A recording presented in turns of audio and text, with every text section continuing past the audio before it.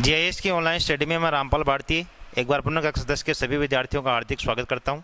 और जैसा कि आपको पता है कि हमने सप्लीमेंट्री बुक अर्थात पूरक पाठ्य पुस्तक कृतिका शुरू कर रखी है और कृतिका का पहला पाठ माता का अंचल जो देहाती दुनिया उपन्यास से लिया गया था शिवपूजन सहाय के पूर्ण कर लिया था। आज हम पढ़ेंगे एक व्यंग्य निबंध जिसको लिखा है कमलेश्वर। संक्षिप्त जानकारी कमलेश्वर के बारे में। कमलेश्वर का जन्म सन 1932 को उत्तर प्रदेश के मैनपुरी में हुआ था। कमलेश्वर बहुमुखी प्रतिभा के लेखक हैं। बहुमुखी प्रतिभा का मतलब है कि मल्टीपल अर्थात बहुत अधिक विधाओं में इन्होंने अपनी कलम चलाई है। आप एक देश के महत्वपूर्ण उपन्यासकार रहे हैं, निबंधकार रहे हैं, कथाकार रहे हैं।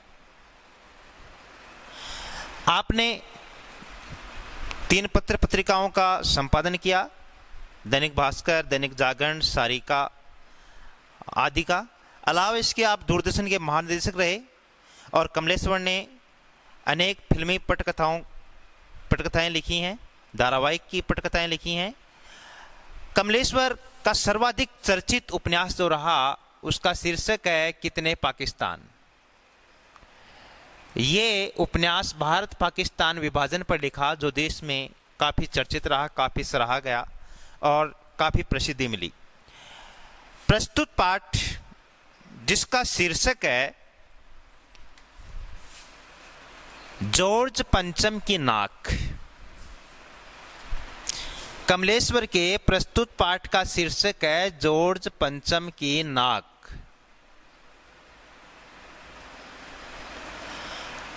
भारतीय संस्कृति में नाक जो आपको ये दिख रही है इज्जत की प्रतीक है, प्रतिष्ठा की प्रतीक है। अर्थात मुहावरे भी हैं, जैसे आपने मेरी नाक रख ली या मेरी नाक कटवा दी, मतलब इज्जत पर बट्टा लगवा दिया। नाक है वो भारतीय संस्कृति में इज्जत की प्रतीक है, अर्थात वो बड़े नाक वाला है, मतलब वो अपनी प्रतिष्ठा पर कभी भी आंच पहुंचाने नहीं देगा।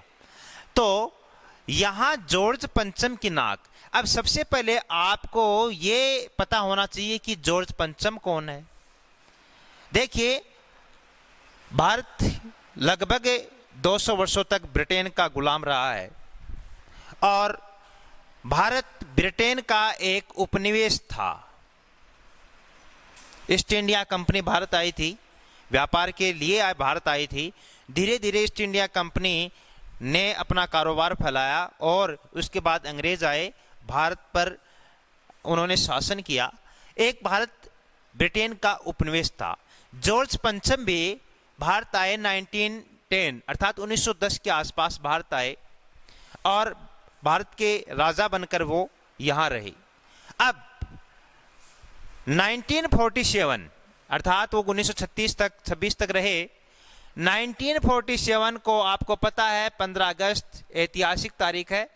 15 अगस्त 1947 को भारत स्वतंत्र होता है। विश्व के मानचित्र पर भारत एक संपूर्ण प्रभुत्व संपन्न लोकतंत्रात्मक गणराज्य के रूप में प्रतिष्ठापित होता है। इस बात को ज्यादा बार बताने की जरूरत नहीं है, सबको पता है। अब स्वतंत्र भारत जब बन गया है तो भारत के संविधान में जैसा कि लिखा है कि भारत एक संपूर्ण प्रभुत्व है, संपन्न। इसका अर्थ क्या होता है? इसका अर्थ होता है कि भारत पर सिर्फ और सिर्फ भारत के लोगों का अधिकार होगा। भारत पर किसी विदेशी ताकत का कोई अधिकार नहीं होगा, न भारत विदेशी ताकत की बात को मानने के लिए बाध्य है। अर्थात प्रभुत्व का मतलब स्वामित्व, मालिकाना हक। हमारा भारत के ऊपर भारत के लोगों का मालिकाना हक है, संपूर्ण प्रभुत्व संपन्न, और हम एक लोकतंत्रात्मक गणराज्य के नागरिक हैं। अब भारत आजाद हुआ ही है 1947 के बाद। 1950 तक मान सकते हैं, 51 तक मान सकते हैं कि रानी एलिजाबेथ द्वितीय अपने पति के साथ भारत दौरे पर आने वाली होती है 2-3 साल, स्वतंत्रता के 2-3 साल बाद। अब जब भारत के अधिकारियों को, भारत की सरकार को इस बात का पता चला कि रानी एलिजाबेथ द्वितीय अपने पति के साथ भारत आ रही है, तो सब कांप उठे। हम कौन है फिलहाल? संपूर्ण प्रभुत्व संपन्न अर्थात स्वतंत्र राष्ट्र के स्वतंत्र नागरिक हैं। इस बात को अधिकारी भूल जाते हैं और गुलामी मानसिकता जाग उठती है। अधिकारियों के दिमाग हैं वो 15 अगस्त 1947 से पूर्व चले जाते हैं। क्या? कि हमने तो अंग्रेजों की गुलामी की है, अंग्रेजों का कहना माना है। तो रानी एलिजाबेथ द्वितीय का भारत आगमन होता है। उसके बाद में रानी एलिजाबेथ द्वितीय के स्वागत में भारत की सरकार या भारत के सरकार के अधिकारी, आला कर्मचारी किस किस प्रकार अपनी गुलामी मानसिकता दर्शाते हैं, इस व्यंग निबंध में यह बात अच्छी तरीके से पता चलेगा। यह निबंध एक व्यंग निबंध है, पहली बात। दूसरी बात, यह निबंध एक प्रतीकात्मक निबंध है। इस निबंध के जरिए कमलेश्वर की एक महान विशेषता का पता चलता है, और वो यह है कि कमलेश्वर में एक अच्छे पत्रकार के सभी लक्षण थे। और यह पाठ व्यंग करता है किस पर? व्यावसायिक पत्रकारिता पर। व्यावसायिक पत्रकारिता पर यह पाठ व्यंग करता है, अर्थात वर्तमान समय की जो पत्रकारिता है वो बिजनेस को ऊपर रखती है, सूचनाओं के आदान प्रदान को, जनता के दुख दर्द को वो नहीं रखती है। इसको बोलते हैं व्यावसायिक पत्रकारिता। तो व्यावसायिक पत्रकारिता पर व्यंग किया है कमलेश्वर ने इस व्यंग निबंध के माध्यम से। चलो शुरुआत करते हैं जॉर्ज पंचम की नाक व्यंग कहानी या व्यंग निबंध की। यह बात उस समय की है जब इंग्लैंड की रानी एलिजाबेथ द्वितीय मई अपने पति के हिंदुस्तान पधारने वाली थी। मई का मतलब 7। रानी एलिजाबेथ द्वितीय अपने पति के साथ भारत के दौरे पर आने वाली है। अखबारों में उनकी चर्चा हो रही थी। रोज लंदन के अखबारों से खबरें आ रही थी कि शाही दौरे के लिए कैसी कैसी तैयारियां हो रही है। रानी एलिजाबेथ का दर्जी परेशान कि हिंदुस्तान, पाकिस्तान और नेपाल के दौरे पर रानी कब क्या पहनेगी। उनका सेक्रेटरी और शायद जासूस भी उनके पहले इस महाद्वीप का तूफानी दौरा करने वाला था।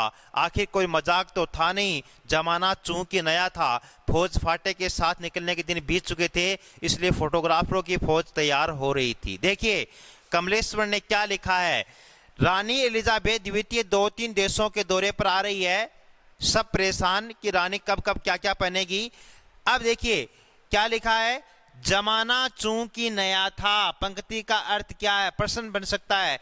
प्रस्तुत पुस्तक जिसका शीर्षक क्या है? कृतिका। इस कृतिका से 3-3 नंबर के 2 प्रश्न बोर्ड एग्जाम में आएंगे। दोनों ही प्रश्न वैल्यू बेस्ड क्वेश्चन होंगे, अर्थात मूल्य आधारित प्रश्न। और ये प्रश्न ऐसे होंगे जिनमें आपकी मानसिकता को परखा जाएगा कि आपकी सोच कितनी वाइड है, आपकी सोच में कितनी व्यापकता है, आप कितना अच्छा देश के प्रति, समाज के प्रति, स्वयं के प्रति, शिक्षा के प्रति सोच सकते हैं। देखिए जमाना चूंकि नया था का मतलब है कि ये 1947 से पूर्व का भारत नहीं है, बल्कि 1947 के बाद का भारत है। और 1947 के बाद का भारत नया भारत है। फौज फाटे के साथ निकलने के दिन बीत चुके थे। किसके? रानी एलिजाबेथ द्वितीय के। अर्थात भारत में कोई भी गवर्नर होता था या वाइस राय होता था या कोई राजा होता था या कोई उच्च अधिकारी होता था, वो फौज फाटे के साथ निकलता था, अर्थात सेना के साथ निकलता था। अब भारत एक स्वतंत्र राष्ट्र है, इस कारण अब फौज फाटे के साथ निकलने के दिन बीत चुके हैं। वो 1947 15 अगस्त से पहले थे। इसलिए सेना तो तैयार हो रही है, लेकिन वो किसकी? फोटोग्राफरों की। फोटोग्राफरों की फौज तैयार हो रही थी। इंग्लैंड के अखबारों की कतर ने हिंदुस्तानी अखबारों में दूसरे दिन चिपकी नजर आती थी। इंग्लैंड में आज क्या छप रहा है वो नेक्स्ट डे दूसरे दिन कहां छप रहा था? भारत के अखबार में वो की वो कतरने, अर्थात कतरने का मतलब वो की वो तस्वीर, वो की वो फोटो खींचकर भारत में छप रही थी। व्यवसायिक पत्रकारिता पर व्यंग है, अर्थात लेखक ने यहां पर पत्रकार के जो लक्षण होते हैं, पत्रकार के जो आदर्श होते हैं, उन पर व्यंग किया है कि रानी ने एक ऐसा हल्के नीले रंग का सूट बनवाया है। देखो अखबारों में छप रहे हैं सब बातें कि रानी ने एक ऐसे हल्के नीले रंग का सूट बनवाया है जिसका रेशमी कपड़ा हिंदुस्तान से मंगाया गया है। अर्थात यहां से एक बात और पता चलता है, ये चलती है, और वो क्या कि रानी एलिजाबेथ भारत के दौरे पर आ रही है, इंग्लैंड से आ रही है। इंग्लैंड में इतना बड़ा कंट्री है, अर्थात जिसने अनेक देशों पर राज किया है, बावजूद इसके वहां खुद के अपने कपड़े नहीं है। और वो कपड़ा कहां से मंगवाया है? नीले रंग का सूट बनवाया, जिसका रेशमी कपड़ा मंगवाया कहां से है? हिंदुस्तान से। यहां से कमलेश्वर क्या कहना चाहता है? कमलेश्वर यहां से कहना चाहते हैं कि भारत जो एक सोने की चिड़िया है, जो संपूर्ण विश्व को कुछ न कुछ से देता ही है, जो संपूर्ण विश्व को परिवार की तरह मानता है, तो रानी ने भी कपड़ा कहां से मंगवाया है? हिंदुस्तान से, जिसका खर्चा करीब 400 पाउंड के लगभग आया है। रानी एलिजाबेथ की जन्मपत्री भी छपी, प्रिंस फिलिप के कारनामे भी छपे, अर्थात पति के कारनामे भी छपे, रानी एलिजाबेथ के कारनामे भी छपे, और तो और कहां छप रहे हैं? भारत के अखबारों में। किसके छप रहे हैं? रानी एलिजाबेथ के नौकर का पूरी आत्मकथा छप रही है, कितने नौकर हैं, कहां जन्मा था, कैसा काम करता है, और आत्मकथाएं छप रही हैं किनकी? बावर्चियों की और खानसामों की, अर्थात जो भी कोई नीचे काम करने वाले लोग हैं, अंगरक्षक, बॉडीगार्ड्स की पूरी जीवनियां देखने में आई। कहां? भारत के अखबारों में। शाही महल में रहने और पलने वाले कुत्तों तक की तस्वीरें अखबारों में छप गई। पत्रकारिता पर व्यंग है, अर्थात रानी एलिजाबेथ के महल में इतने कुत्ते हैं, ऐसे ऐसे कुत्ते हैं, इस प्रजाति के कुत्ते हैं, ये चीजें खाते हैं, ये शौक रखते हैं, इस प्रकार रानी एलिजाबेथ इनके साथ मनोरंजन करती है, इनको खिलाती है, ऐसे घुमाते हैं। इस प्रकार की तस्वीरें भारत के अखबारों में छप रही थी। तो कहने का मतलब आगे है। उसके बाद हाँ, बड़ी धूम थी, बड़ा शोर शराबा था, शंख इंग्लैंड में बज रहा था, गूंज हिंदुस्तान में आ रही थी। प्रश्न बन सकता है 3 नंबर का, के माध्यम से लेखक कमलेश्वर क्या कहना चाहते हैं, या प्रस्तुत निबंध के माध्यम से क्या भावार्थ निकलता है? देखिए, शंख इंग्लैंड में बज रहा है, अर्थात रानी एलिजाबेथ के बारे में बातें इंग्लैंड में हो रही हैं, और उसकी गूंज भारत में सुनाई दे रही है, मतलब छप रहा है इंग्लैंड के अखबारों में, और भारत के अखबारों में भी वो का वो दी सेम छप रहा है। और साथ ही साथ इसका अर्थ ये भी निकलता है कि तैयारियां इंग्लैंड में हो रही है, चिंता भारत के लोगों को हो रही है। ये बातें यहां से निकल कर आ रही। इन खबरों से हिंदुस्तान में सनसनी फैल रही थी, राजधानी में तहलका मचा हुआ था। जो रानी 5,000 रुपए का रेशमी सूट पहनकर पालम के हवाई अड्डे पर उतरेगी, उसके लिए कुछ न कुछ तो होना ही चाहिए। ये चर्चा भारत में आम हो रही थी कि नेक्स्ट पेज पर आएंगे कि जो रानी 5,000 रुपए का सूट पहनकर, पेज नंबर 2 लगा रखा है, जो रानी 5,000 का सूट पहनकर कहां? पालम हवाई अड्डे पर उतरेगी, उसके लिए कुछ न कुछ तो होना चाहिए। अब 5,000 तो भारत सरकार का बजट भी नहीं होगा। कब है?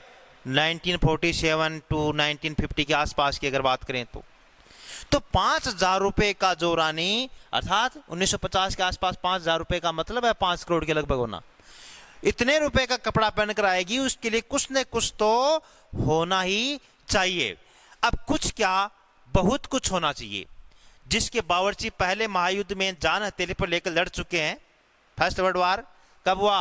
1914 टू 1918, 1914 से 1918, अर्थात जिसके बावर्ची का मतलब खाना बनाने वाले लोग प्रथम विश्व युद्ध में जान हथेली पर लेकर लड़ चुके हैं, उसकी शान शौकत के क्या कहने, अर्थात वो तो बहुत बड़े एक वीआईपी, अर्थात उससे बड़ा वीआईपी दर्जा कोई है नहीं। फॉर एग्जांपल, जब अमेरिका का राष्ट्रपति भारत आए तो उसके स्वागत के लिए पूरा भारत की सरकार चाहे जितना रुपए पाने की तरफ आ सकती है, ठीक ऐसा ही हो रहा था। या इससे पहले जो अमेरिका के राष्ट्रपति आए हैं, उनके लिए भारत ने कितने रुपए पाने की तरफ आए हैं, और सरकारी धन का कितना अपव्यय भी होता है, ये सब बातें यहां कमलेश्वर कहना चाहते हैं।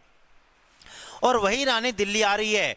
नई दिल्ली ने अपनी तरफ देखा और बेसाख्ता मुंह से निकल गया। बेसाख्ता का मतलब है खुले मुख से, अचानक ही, अवाक। क्या निकल गया? वह आए हमारे घर, खुदा की रहमत। रानी एलिजाबेथ द्वितीय वीआईपी, प्रतिष्ठित, और वो भारत आए। हमारे घर का मतलब है वो भारत आ रही है। ये किसकी कृपा है? भगवान की कृपा है, इसलिए भारत आ रही है, अन्यथा वो भारत कैसे आए? कभी हम उनको, कभी अपने घर को देखते हैं, कभी हम इंग्लैंड को देखते हैं, वहां क्या क्या तैयारियां हो रही हैं, कभी हम भारत की तैयारियों को देखते हैं, और देखते देखते नई दिल्ली का काया पलट होने लगा। कोई भी राष्ट्रपति आज भी आते हैं तो अहमदाबाद को किस प्रकार से जाया जाता है, गुजरात को किस प्रकार से जाया जाता है, और गंगा नदी के किनारे पर किसी को ले जाता है तो किस प्रकार की सुविधाएं होती हैं, ये तमाम बातें आज भी हम देखते हैं। तो यही बातें हैं कि क्या क्या होने लग गया दिल्ली का काया पलट। करिश्मा तो ये था कि किसी ने किसी से नहीं कहा, किसी ने किसी को कुछ नहीं कहा। करामात तो देखो, आश्चर्य की बात तो देखो, किसी ने किसी को नहीं देखा, कोई नहीं किसी को ऑर्डर दे रहा है, कोई किसी का कहना नहीं मान रहा है, किसी को कहने की जरूरत नहीं है। क्या हुआ? नंबर 1, सड़कें जवान हो गई, अर्थात सड़कों पर नई नई डामर बिछा दी गई है। बुढ़ापे की धूल साफ हो गई। बुढ़ापे की धूल का मतलब है सड़क पर जो गड्ढे पड़ गए थे वो अब नहीं बचे। इमारतों ने नाजनीनों की तरह श्रृंगार किया। दिल्ली की सभी इमारतों ने नाजनीनों का मतलब है नव युवतियों की तरह या श्रृंगारी युवतियों की तरह श्रृंगार किया, अर्थात जो भारत की बड़ी बड़ी इमारतें थी दिल्ली की, उन पर सब पर रंग रोगन होना और साथ ही साथ उन पर आकर्षक तरीके से कलाकारी होना, ये सब काम होने लग गए। लेकिन एक बड़ी मुश्किल पेश थी, और वह मुश्किल हम अगले वीडियो में देखेंगे कि मुश्किल क्या थी। अब उस मुश्किल की चर्चा नेक्स्ट वीडियो में करेंगे। यहां तक मैंने आपको बताया है अब इतना ही कि जॉर्ज पंचम की नाक टाइटल है। जॉर्ज पंचम 1910 के आसपास भारत में एक राजा के रूप में रहा। बहुत क्रूर मान सकते हैं, अंग्रेज था, भारत के ऊपर राज किया है। रानी एलिजाबेथ आ रही है। रानी एलिजाबेथ के दौरे पर का आना भारत के लोगों की गुलामी मानसिकता जाग उठती है। इस पर लेखक का व्यंग है कि हम स्वतंत्र भारत के स्वतंत्र नागरिक हैं। यह बात भारत के कर्मचारी, भारत की सरकार भूल जाती है। और रानी एलिजाबेथ के आगमन में अखबार किस प्रकार से अपनी भूमिका निभा रहे हैं, सरकारी अधिकारी किस प्रकार से भूमिका निभा रहे हैं, सरकार कैसी भूमिका निभा रही है, यहां तक हमने चर्चा कर ली है। नेक्स्ट वीडियो में हम देखेंगे मुश्किल क्या थी। धन्यवाद।